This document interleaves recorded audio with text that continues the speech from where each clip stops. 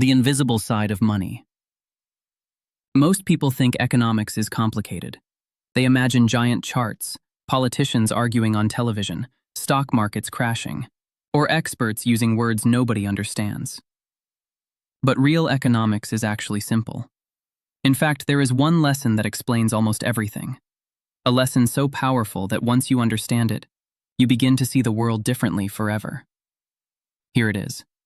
Most people only look at what is visible. Smart people also look at what is invisible. That single idea explains inflation, taxes, government spending, debt, business, jobs, and even why some countries become rich while others stay poor. Let's begin with a simple story. Imagine a boy throws a rock through the window of a bakery. Glass shatters everywhere. The baker runs outside furious. People gather around. Then someone in the crowd says, "Well, maybe this is actually good for the economy." Now the baker has to pay a glass repairman. The repairman earns money. He goes to a restaurant and spends it there. The restaurant owner pays employees. Money keeps moving. At first, it sounds intelligent. But something is missing. What nobody sees is this. The baker was planning to buy a new suit that same afternoon. Now he cannot. The repairman gains work, but the tailor loses work. The crowd sees the broken window being repaired.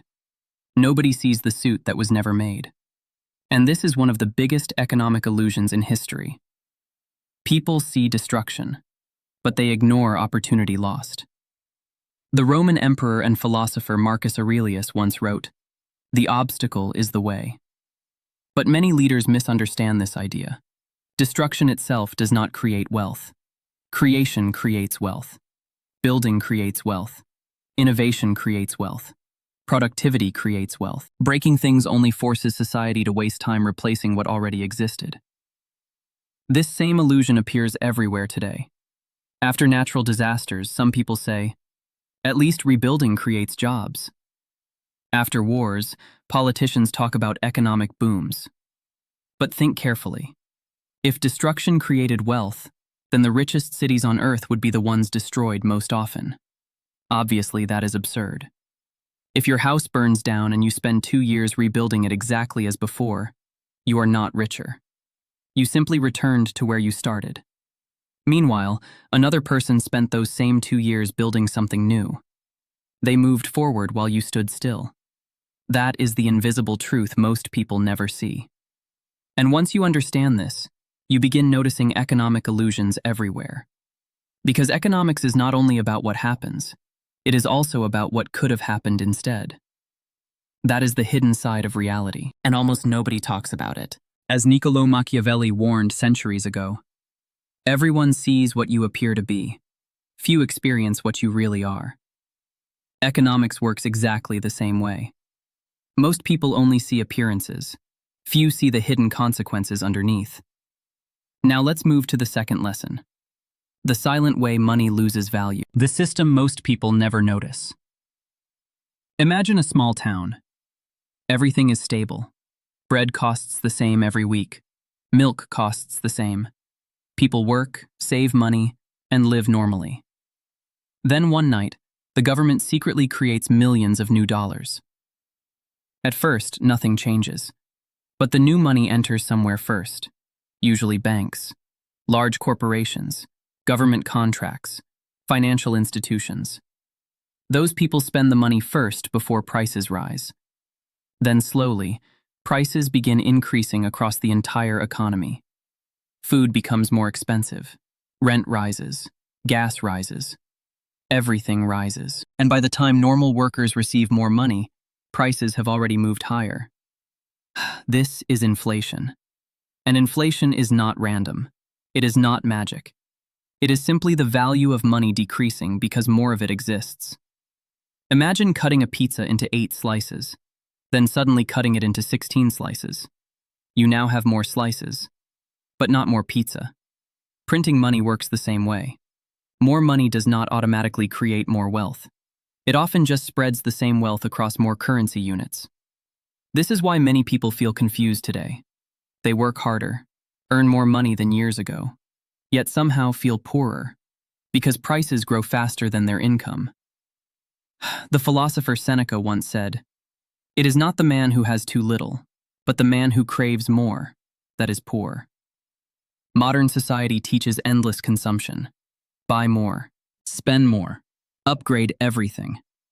But financial intelligence begins when you understand the difference between appearance and reality. Someone earning $100,000 but drowning in debt may actually be poorer than someone earning far less but investing consistently. Now let's talk about technology. For centuries, people feared machines. When factories appeared in England, workers destroyed machines because they believed technology would steal all jobs forever. And honestly, in the short term, some workers did lose jobs. That pain was real. But something bigger happened afterward. As machines increased productivity, goods became cheaper. Businesses expanded. New industries appeared. Living standards improved dramatically. One machine replacing one task often created 10 new opportunities somewhere else. Think about smartphones. Millions of old jobs disappeared because of smartphones. But millions of entirely new careers also appeared. App developers, content creators, digital marketers, online teachers, social media managers, video editors, cybersecurity experts. Entire industries did not even exist 20 years ago. This is the pattern of human history. Technology removes old problems and creates new possibilities. The important question is not, how do we stop progress? The real question is, how do we adapt faster than others? Because throughout history, the people who adapted became powerful. The people who resisted became irrelevant. As Charles Darwin famously explained, it is not the strongest species that survives, nor the most intelligent, but the one most responsive to change. And today, adaptation matters more than ever. Artificial intelligence is changing the world rapidly. Many people are terrified. But every technological revolution created fear. The printing press, electricity, cars, computers, the internet. Every generation believed the next invention would destroy society. Yet humanity continued advancing. The winners were usually the people who learned the new system early. And that lesson matters deeply for young people today. Do not fear the future. Learn the future.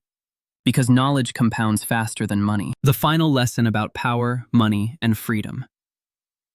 Now we arrive at the most important lesson of all. The forgotten person. Imagine your teacher takes half your lunch and gives it to another student. The class praises the teacher for helping. The other student feels grateful. But nobody talks about you. Nobody thanks you. Nobody notices your sacrifice. You become invisible. This happens constantly in economics. Every policy helps someone visible, but costs someone invisible. Politicians announce giant spending programs, new stadiums, massive projects, huge subsidies, and cameras capture smiling crowds celebrating. But what nobody sees are the businesses that never opened, the families that never saved enough, the opportunities destroyed quietly in the background. The invisible losses are always harder to see than the visible rewards. And that is why emotional speeches often defeat logical thinking. Because humans react emotionally to what they can immediately see. This is why understanding incentives is critical. People respond to rewards and punishments. If governments heavily punish success, investment slows. Businesses take fewer risks. Innovation decreases. Economic growth weakens. But when societies reward creativity, discipline, and intelligent risk-taking, prosperity expands. This does not mean life becomes perfectly fair. It never has been. But history shows something important. Free societies generally create more wealth, more innovation, and higher living standards than controlled societies. And this is where personal responsibility becomes essential. You cannot control governments. You cannot control inflation. You cannot control world events. But you can control your skills, your discipline, your habits, your thinking, your financial education. That is where true power begins. Most people spend years studying subjects they never use, but almost nobody studies money deeply. Even though money affects nearly every part of life. That is dangerous, because ignorance becomes expensive. The investor Warren Buffett once said, "The more you learn, the more you earn." And that sentence may be one of the most practical economic lessons ever spoken, because wealth is rarely accidental. It usually comes from understanding systems before others do, understanding value, understanding people, understanding incentives, understanding time, and most importantly, understanding consequences nobody else sees yet. That is why smart people think long-term. They sacrifice today to gain freedom tomorrow. While others chase appearances, they build foundations. While others consume endlessly, they invest patiently. While others panic emotionally, they think rationally. That mindset changes everything.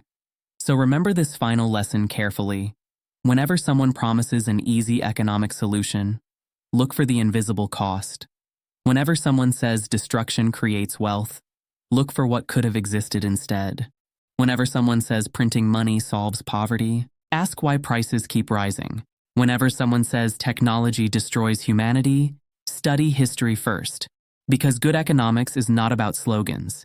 It is about consequences. The bad economist only sees what is visible. The good economist also sees what is invisible.